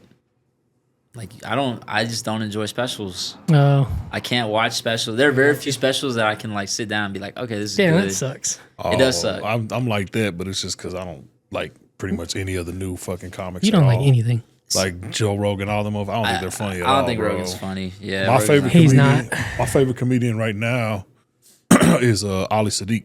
Ali's great. That's my favorite. That's my GOAT right now. Ali is great. And then obviously, you know, I like Cat Williams, Bernie Mac, all that. Like I said, I grew up on that era, bro, where Def Jam. Heavy hitters, and then I went to Staccato. So you know what I'm talking about. The humor that we grew up with, bro. It's just different. You don't see that shit out there, dog. And I'm like, they need to come out. They come out, Lubbock Comedy's gonna elevate 100%. Bro, I got this girl. Like, I got this one girl I went to school with, man. Her name's Zyquasia. And I doubt she'll ever, whatever, but she's like so funny. Like she's on Facebook and she's the funniest fucking person I've ever seen in my life. Like she'll get up. Some of my favorite posts, like I remember she got a post. Y'all know the 806er and stuff. So, y'all might want to bleep this out if y'all are like friends with them or something. But she made a post whenever she got whenever the whole Moneybag Yo thing came off, and she was like, "Yo, if he don't give me my money in 3 days, I'm gonna fuck him in his ass with my dildo." Like she was posting shit like that on Facebook, and everybody is crying, laughing, and then like she's posting pictures of the dildo in her comments, like, "This is Ben, I'm gonna fuck him in his ass," like, bro. And that shit to me is just so funny, because I know her, you know what I'm saying, like. I know, and then like she'll post on. She posted on Facebook the other day. She was like, woke up horny as fuck, looking at this broomstick. Like, yo, like, it's just so funny, bro. To me, just beastie. And it's all the generations that we grew up like over there, bro. Because I got a homeboy. He's older than me. He grew up with my mom, and he likes to say he's my dad. He's fucking Elroy Holmes. But this fool, he'll call me up and he'll just talk to me. He'll be like, "Hey man, how was your day? Whoop-de-whoop-de-doo," right? But he always end the conversation, "Hey man, tell your mama that she hurt my dick last night." I'm like, "You motherfucking like, still got it in, like fuck you, bro." But that's fun, man. You know, like, it's love, man. I don't know where I'd be without humor, without stand up, man. Like, I think about that sometimes where I'm like, bro, what a dark world it would be if we didn't have humor. Oh man, hell no. How fucking gay would this fucking life be? It wouldn't be worth living, man. Truly, truly, it's like. Let me ask y'all. I did what is it? Morgan did that 806er yesterday. Yeah, did you see I was that? gonna ask you about it. Yeah, I did a fucking joke on there. I know y'all young. Have y'all ever heard of a movie called Philadelphia with Tom Hanks? With Tom Hanks, right? I haven't. Is it AIDS thing? Okay, he gets AIDS in the movie and shit, and he dies, right? So Morgan was doing the fucking 806er, and I was like, "Fucking Morgan looks like Tom Hanks from Philadelphia and shit." That was a joke. That's funny as fuck. My wife got on my ass, bro. That's fucked up. Like, you can't be saying like that woke shit. Funny. I was like, that's shit funny. That like, was that a good interview? Yeah, it was alright. I need to go watch it. Well, that's the thing is like, again, it's that comic brand where like people just don't.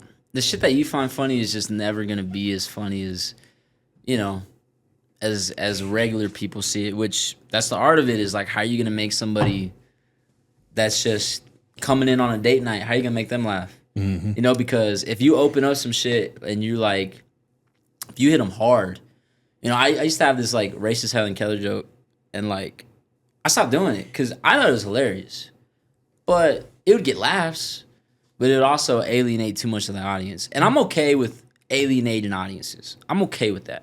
Like, again, Patrice is my shining star. His whole thing was always like, you should have a joke that's so good it makes half the audience die laughing and makes the other audience gasp. There's power in that. There's power in shock. Shock is funny. You say something out of nowhere that doesn't even make sense, that's like fucking, I don't know, just out of thin air crazy, like, that's hilarious. You know? If me and you were sitting next to each other and he says something and I think it's hilarious, but you think it's fucked up and you're like, whoa, I'm going to laugh even harder because I'm like, yo, this guy is like, wow, why did he say that? You know, like then, you know, it's all like a whole thing of like emotions and like going through that and just love it, bro. Oh yeah. Stand up is everything, man. It's the most important thing we need to in my life. Open up a comedy store here, man. God damn it. Something, man. Or somebody needs to do another open mic night. We need different diversity in crowds too, though. That's a whole different issue. I don't know about that one. The way you're gonna have to go about that is like, you're just gonna have to connect to the people that are outside the current demographics. Do you think somebody's just gonna have to pop from Lubbock? If I'm being honest, I don't think. Because like what I'm saying though, like if somebody pops from here, then the crowds will start coming to see that person, and then, you know, if you're on the bill, then you're like, well, shit, this crowd's already here. Let me fucking kill in front of them. Oh, absolutely. There is that. I think that could happen. Maybe. I think after talking to you, I don't know if it's gonna happen, but I think Lubbock could benefit from, even if y'all were somehow able to put together like a small headliner, you know, like a $500 to have like a show, like put on a show, pay a headliner like $500. That's no problem. You know, and then at least that gives them, like, the Lubbock comedians, an opportunity to really sit down and do it. But, and this is kind of what I was also going to talk to you about, is like, I don't like the new shows, the new age of shows that we're in. There's this, which I really shouldn't be saying it because this is the only era I've ever experienced, but this era of like everything's a showcase. Everybody gets 10 minutes. Yeah. I hate it. I don't like it. I want to go back to the old ways of host, opener, feature, headliner. Host does 10 up top, gives whoever, he's going to be throughout the show, bring people up. Feature does, or opener does, well, I guess the host and the opener could be the same thing, but realistically, like the feature probably does like 15, 20 minutes. Headliner does 45. I want to go back to that because that's where people get good. That's where names are built. People aren't doing that no more? Not enough. Not really. If I started which I will eventually start my own show, like I'm doing that. Host, opener, feature, headliner. Like I'm not doing this whole like, oh yeah, we have 6 people on and everybody's doing 10 minutes. I think that's what I do. I think what we need to do too, like with Lubbock, since we don't have a comedy club, whenever we do get a crowd, we need to rearrange the comics to keep the crowd. Because right now we do free for all. You sign up wherever you want. And then what I've noticed is there's some comics, that are good, that aren't good. You got your new ones. And when you got a crowd, it's their first impression of you. 100%. And you know what I'm saying? And we'll get a dude like midway that'll fucking just, the room will leave. Yeah. And then everybody else that is good after him, well, they don't even get a chance because that motherfucker done took the whole crowd out. You know 100%. What I'm saying? So, and I've talked to Selena about that, and I get it. She doesn't want to like ruffle any feathers and let everybody. But I'm like, I feel like if it was me, I would be like, nah. You know what? We got a decent crowd tonight. We're randomly selecting, but I know how would. This dude's kind of. Let me push him to the back. Let me put this, up front. Well, that's what sucks about it being such a small scene is like you really can't bump because I mean in Houston, bro, like bumping is a thing, bro. Like, like you come in and it's like. If I'm next up, but, Jay Can, Jeff Joe, somebody of that caliber drops in, I'm not going up next. Yeah. They are. Yeah. Because they're better than me. And they're going to keep the crowd. They're going to make they're going to make the show better for all of us. Yep. If he goes up right now, crushes it, the crowd's going to be like, oh, that was great. I wonder who's next. Yes. And then if I go up and I fucking eat shit, and they can be like, okay, well, all right, well, who's next? And then you put up another good guy. They're like, "Oh, that was great. Okay, who's next?" It kind of keeps them in that trance a little bit, right? In a perfect world, everybody's good and everybody can go up whenever they want, and there's no lineup. In the reality that we live in, there does need to be a lineup. Yeah, there needs to be people. The way you really do it is you should structure it how you structure jokes, right? Or how you structure sets. You open with some heat. You middle with some new shit, middle with some shit that's kind of like whatever. Then you close it out with some heat, right? But whenever you're doing a show, like if you feel the audience, if you're the host and you feel the audience dying down, you should immediately be looking for the best comedian in the room. Like fuck whoever is next on the list. Like you need to be looking for like, oh shit, like all right. Hey, come on, you're going up next. Yeah. Like don't play with it because at the end of the day, like. If you're the host, it's your name that's on the line. Like nobody else. The guy who went up there and talked about dog pussies for 5 minutes isn't gonna go nowhere. You know what I'm saying? Like he's gonna go home and that's it. Or the comedian that attacked the fucking females in the crowd because they weren't laughing at him. That's crazy. And now they left. That's the number one thing I hate. I hate it. That's a quick way to get on my shit list. If you attack the crowd and then they fucking dip. If you attack the crowd, period, I would tell you like, what are you doing? Yeah. Like, it's your job to make them laugh. Mm-hmm. They're not supposed to just sit there and laugh. It's your job to get up there and say something funny enough that makes them laugh.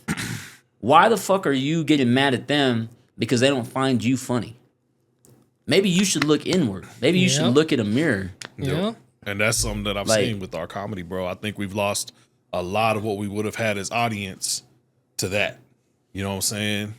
I would tell people if it was like somebody who's consistently doing it, I would tell them, I'd be like, hey man, either you take a break or you're going last next couple open mics. So I just wouldn't pull up till later because you're going last. Straight up. Yeah, that's what I feel like needs to happen for us to be able to keep those crowds. And then like another you can bleep it out. Who is it? Do I know him? Who y'all like? Who? Get a lot of crowds gone, bro. And it's like it sucks because he's a comics comic. But the crowds don't necessarily always like, and then they don't like when you attack them for show. Here's the thing. the type of comedian that you put him up in front of a packed room. You don't put him up in front of a small, intimate room. Small, intimate room, you're going to creep him out. Small, intimate room, it's all about knowing the optics. It's all about knowing the cadence. It's all about knowing what you're getting yourself into. If I'm in a small room of only women, if the majority audience, if it's 80% women, couple guys, I'm not going to go up there and be like, blah, blah, blah. Yeah, women are fucking dumb. Yeah. I'm not going to do that. Like, that alienates them. That makes them feel this type of way. I'm going to go there, I'm going to talk about, I don't know, substitute teacher jokes or whatever the fuck. There's a time and place for everything, right? And, like, with a bigger audience, you can kind of get away with that. You can kind of get away with really doing some shit, which is kind of, like, a little counterintuitive. That's, like, most people will say, like, that's not true. But in my opinion, I think you can get away with it because, you know, there are more people that are going to give you an opportunity. But yeah, if you go up in front of an audience, like, yeah, you probably should. I mean, it's hard because for a long time. No, I know, but it's just like, I get you want to be cool with homeboy, but like I said, you're losing a lot of what would be our audience. Yeah. And then especially like where we do it, we do it at, it's not a club, it's a bar. Yeah. And so sometimes we'll get lucky and we'll have people in the front where we're at wanting to watch, but then the back is just for the bar. Yeah. And what I get annoyed by sometimes, and it's not just him, it's some of the other ones too, you'll be hitting with the people in the front watching us. Yeah. But then for some reason you get mad because you're not getting the ones in the back. So you start attacking the ones in the back. And I'm like, man, fuck them, bro. Work the ones that are watching you, man. Like, exactly. And so I've seen that a lot, bro. And that's why we lose a lot of crowds. That's that ego. We lose a lot of crowds, bro. And it's like, damn, like it's gotten to the point where my wife don't like going to the comedy club for some of the comedians doing shit like that. Because it's like, that's really what it is, though, man. Is you have to focus on who's giving you energy. Mm-hmm. You do. You have to sit there and you have to say, hey, man, like it's just me and you. Every now and again, if I having a set where it's whatever, like whoever the first guy I see that's like looking at me, I'm sorry, bro, we're locked in now. It's me and you eye to eye. I'm having a conversation with you because it makes it more intimate for everybody. Everybody, you know, there's a whole science to it, right? Is like.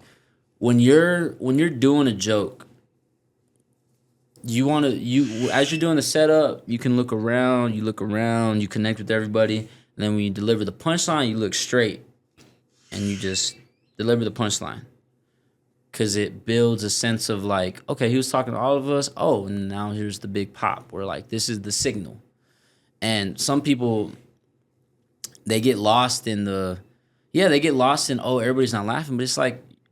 Comedy is like music, bro. Not everybody's gonna like the shit you're playing. Exactly. You know? And do you think, like, when somebody's at the club, when you're at the club, right, and they throw on a fucking song or whatever, and they're playing the song or whatever it is, and half the crowd is dancing, half the crowd isn't. You think the DJ is gonna stop and be like, "Why the fuck aren't y'all dancing?" No, he just understands, like, okay, it's probably just not their type of, like, next song, I'm gonna throw something on for them. And that's how you should look at it with jokes. Okay, y'all aren't liking this. Well, okay, I'm gonna switch over to some of my lighter shit here in a minute because, you know, y'all aren't feeling this, so I want to get y'all back. Yeah, you know, exactly. And that's what I feel like we need to do. We're at the point now where if we're gonna start getting people, because we're advertising more, trying to get people, but we need to be at that point where we get serious about, okay, well, we know this dude tends to run people off sometimes with his approach. Yeah, we're gonna kind of push him back a little bit, or like what I would do is like, okay, if there's two comedians that have a similar style, like for bleep it out, whatever, I don't care. Him have a similar style. What I would do is I would first to see how the audience feels, because this one thing I haven't seen him really attack the audience when he doesn't get laughs. Yeah, but you know, I would throw him up first, be like, okay, oh, they liked his shit. Okay, now I'm bringing this homeboy out because I know they're gonna feel his shit, like you're saying. Yeah, and he won't turn around and attack them. You know, to me, you gotta play the audience a little. I think if you're advertising, number one, I would advertise open mics, but if you're really advertising, I would do shows, like because then you eliminate that entirely. Then you can pick who's on the show. Yeah. Then it's like, okay, it's me, this guy, boom, we're done. Like, we're not going to do... And if they pull up, they're just like, hey, man, it's a show. Like, I don't know what to tell you. Like, tonight we're having a show, whatever. Yeah. But, like, yeah, and then, you know, when it comes to... But you do have to bump people, and it's a hard conversation to have, especially with, like... I mean, at this point, he's been doing it years. Like, he's considered a vet. and he's gonna be like, why the fuck are you bumping me for somebody who's been doing it for however long?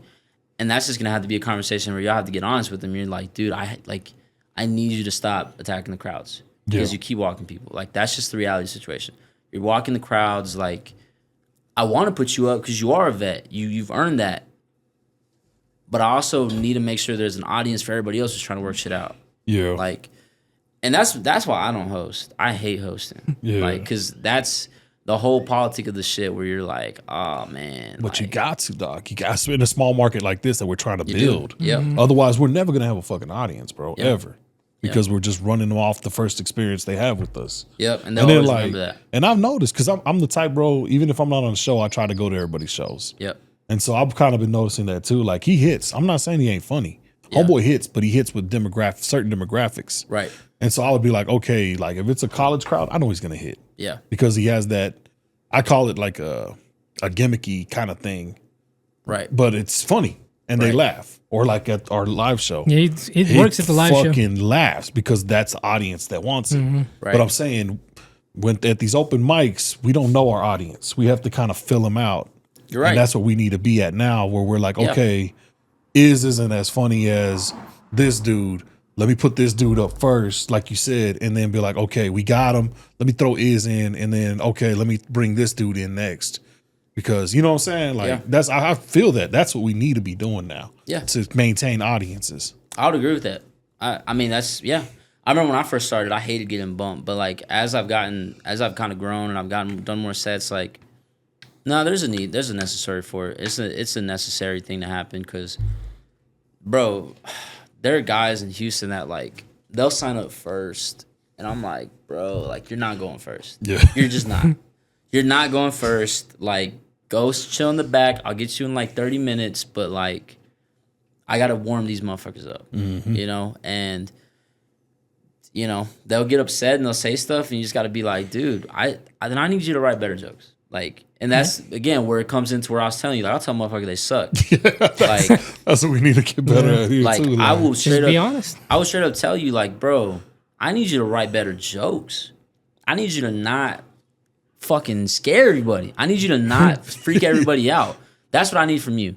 And I'll tell them, be like, look, next week, come with some shit. Just take this advice. Just please do not work on something that's not going to freak everybody out. Yeah. Work on not attacking people.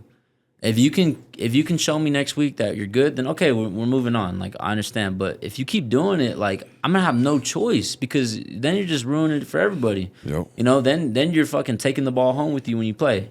Yeah. You know? And then what? And then we don't get to do anything? Like, that's not cool. And then let me ask your opinion on this, because you come from the bigger markets. Right. So I feel like here in Lubbock, when we get new comics that want to try, I feel like we should push them to the back. Reason being, I noticed they'll bring in a crowd with them a lot of times. Mm-hmm. And what I noticed this last time, that one dude, he went up and he was good. You know, it's his first time and everything. But like the people that were there for him, half of them left. Oh yeah. So it's like, okay, well now we don't have that crowd because they were here for him. But it's like if we pushed them to the back, they'd have to watch everybody else. Yep. And at least we can maybe win some new crowd members. You know. It's exactly what I do. All right. It's exactly what I do, and I'll tell the motherfucker, I'll be like, bro, you brought 10 people. You think you're going up soon? Either y'all all leave together right now, you don't even do a spot, or you wait. Okay. That's like, I'm not going to sit here, like, and I'm going to keep it real with you. Like, that's it. Point blank period. You brought 10 people, and you mean to tell me my boys, these are my boys. These are my friends. I don't know you. I will gladly throw you under the bus so they get stage time in front of a realistic, like, all actual crowd. Yeah. Like, straight up, you know? There are guys, man, I fucking hate when fantasy football season is over because there'll be motherfuckers who pull up like 15, 20 deep for their fantasy football league, like I did, my punishment was doing stand-up comedy. Yeah. Really? So this is a punishment to you. Well, guess what? It's going to be a real fucking punishment. You're going to be here till 1:30 in the morning. Like, you're sitting here from 10 to 1:30. Get fucking comfortable. You know what I'm saying? Because all my friends, we're all going up. We're going to get in front of that real audience. You know, and then that way, when you do go up, your friends see how bad you are, and you know, then it's really an embarrassment for you. It really got you on that one. And I'm gonna put up somebody good. Yep. That's another thing I'll do is like, if he's really like, why am I not going up? I brought all these people. Why am I not going up? I'll be like, okay, look, I count how many really like the hard hitters, like people you're like, these guys are good. I'd be like, I'm gonna count how many people like. I'd be like, look, okay, there are 3 people here. I'm gonna get you up in 15 minutes. All right, give me 15 minutes. I'll get you up. And I'm putting the heaviest hitters in the room back to back to back to back because I want you to go up there and embarrass yourself now because now I don't like you. Yeah. Now I'm like, you know what? You need to get embarrassed. Like you like this is just something for you. This ain't a hobby to me. This ain't a game. Yep. Morgan, you need to start treating this like this. You know? Yeah. It's the truth. This is like these motherfuckers come through and they're like, I'm a stand-up comedian or I'm gonna try it. Ha ha ha. Bro. Put him through the ringer. To this day, I haven't let my own mom, I haven't let anybody go see my stand-up. Yeah. To this day, because I treat it so true to where I'm like, it's not ready. Yep. The cake ain't even in the oven, let alone baked. You know? Yeah. I'm still fucking whipping the batter around. I'm still trying to figure out if I put too much eggs in the shit. You know? I don't have time, which when it goes back to if I see you come up and you treat this shit like it's a fucking, like it's nothing, this is my life. Yep. This is mine. I love this game with everything I have in me. And you're going to sit here and disrespect me and my game, my passion. You're disrespecting it. Yeah. You're sitting here telling me you don't take the shit serious. And if you don't take the shit serious, what the fuck are you doing here? You think, oh, just because you brought a couple people, like, oh, I'm so thankful. I don't give a fuck. This is gonna be here next week. See, I like your attitude, bro. You remind me a lot of like how I approach this shit. You know, like, I'm not like you. I'm not gonna say I'm like you. I'm just saying like with me, I'll say I'm a comedian or whatever. But like, I've done 79 rough drafts. Yeah, is what I've done because I'm just fucking making it up on the fly, whatever. Yeah. These are all rough drafts. Yeah, I put them out there online and shit. But that's because like I told my wife, you know, if I'm gonna do this, I'm gonna document the whole thing and let everybody follow my journey. Yeah. And so that's what it is. You're following my journey, but these aren't fucking sets. No. But that's also why I turned down doing shows. Because I'm like, I'm not show ready at all. I'm still becoming a comedian. I don't want to fucking, you're paying to come see me? I do what, a rough draft? Like, if I can give you any advice though, don't ever turn down shows. And always exaggerate the time you have. If somebody asks you, do you have 15? Yeah, you do. Dog. You do have 15.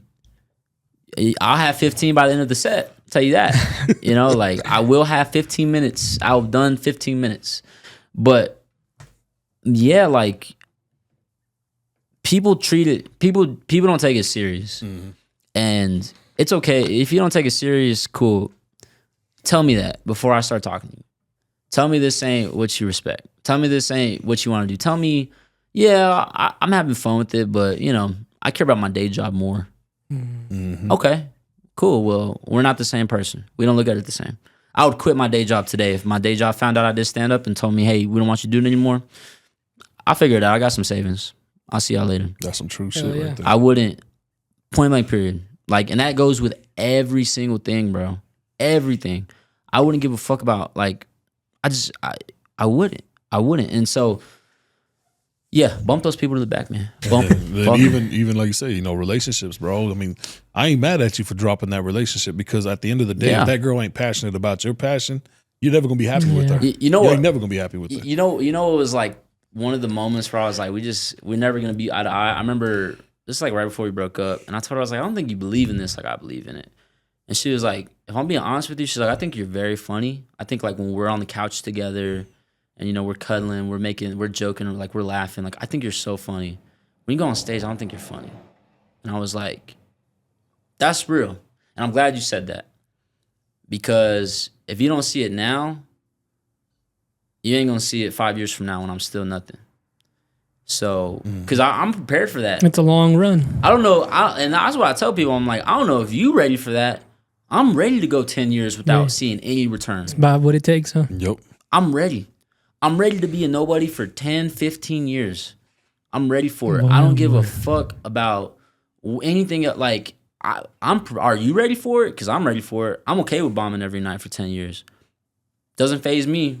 Water off a duck's back. I move on. Damn, man. I believe you. But like, to the motherfucker who's a fantasy football geek and fucking this is his punishment, like, man, fuck you, bro. Like, you'll go up last. Yep. Like, you know, show me you really want it. Show me you want to go up soon. go buy me some fucking drinks or something, like, you know, and then I'm still not gonna put you up because fuck you. Yep. You know? I'm gonna take this approach with the podcast. Show me you really want it before you come on the pod. No, I'm serious. Yeah, bro.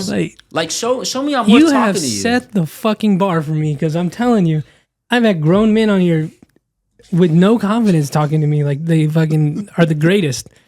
Like, I'm telling you, man. I didn't lie to you. I told you. God damn. You know, it's getting hot in here and these fucking bugs are bothering me. But I didn't think this podcast was going to go this way. And I'm really glad that you came on. Thanks, bro. Man, I'm glad you had me, bro. If me, you're ever back here in Lubbock and want to do it again. Dude, I'd love to do it every time I'm back. I don't really come to Lubbock too much. I come to Lubbock maybe like once a year. I try not to come back. It's just not like, I'm very big on like moving on. You know what I'm saying? Like Lubbock was my home at one point. Now Houston is, you know? Yep.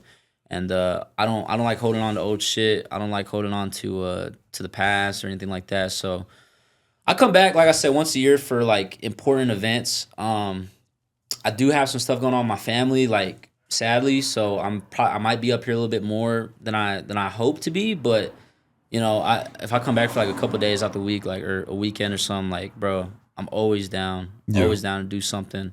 Hell yeah. I asked 2 things of you. What's up? 2 things. When you blow up, all right, number 1, hire me to be your food guy. Dude, of course. I will go get your food for your shows. I got you, bro. All right. And then number 2, introduce me to Ali whenever you fucking blow up. Bro, I could probably get you, like, no bullshit, if I'm probably like 2 people removed from Ali.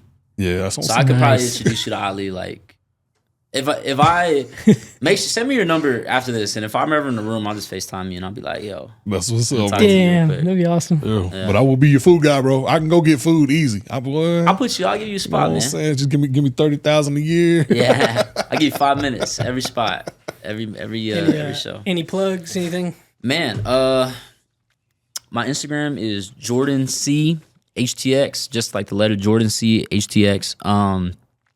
If you're ever in Houston, you know, I'm constantly doing shows. I'm constantly posting shows. So if you follow me, slide up. I can probably get you tickets to wherever I'm at. For the Culture at the Secret Group every other Tuesday with AD Hodge. I'm there, like I said, every other Tuesday. And yeah, man, be on the lookout for my roast battle video that's going to come out on YouTube hopefully in the next couple weeks by the time this comes out. So it should be up. But yeah, man, that's really it. Hopefully, bro. Comedians are fucking lazy. No, I'm saying hopefully this comes out in 2 weeks. Oh yeah. I got a lot I need to put out. Yeah, it happens. Sorry. You got anything, Is? Hey, straight up, man, support Jordan. Hell yeah. That's a Lubbock thanks, comic man. right there that I know is gonna be big. Fuck yeah, it's gonna be Thanks, great. I'm man. saying it, bro. You're It's gonna be gonna big, great. You got it. Yeah, we're you, gonna see, you man. have the right attitude. It's the work, man. It's all about work, right? So bro. It's just gonna be a matter of time, but it's there. Check out Patreon, patreon.com/snakepitstudios. Other than that, guys, we'll see y'all next time. thank you.